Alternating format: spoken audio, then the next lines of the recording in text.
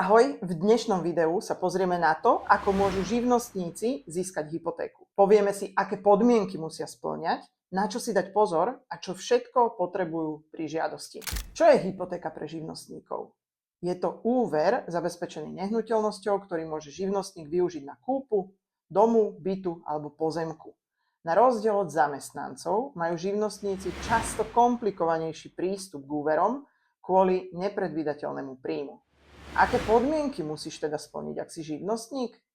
Minimálne obdobie podnikania väčšina bank vyžaduje aspoň 12 mesiacov podnikateľskej činnosti. Preukázanie príjmu musíš mať daňové priznanie za posledné obdobie, potvrdenie o zaplatení daní a výpisy z účtu. Bonita klienta?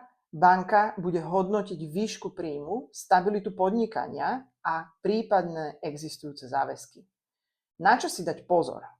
Banky často neberú do úvahy celý zisk, ale len časť čistého príjmu.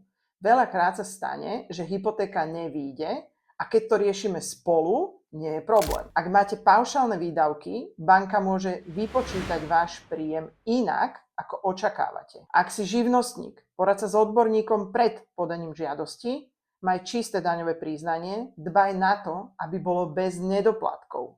Priprav si všetky dokumenty, daňové priznanie, potvrdenie o daňovej bezdĺžnosti, účtovné zavierky, výpisy z účtu. Získať hypotéku ako živnostník môže byť náročnejšie, ale určite nie je nemožné. Dôležitá je dobrá príprava a transparentnosť príjmov.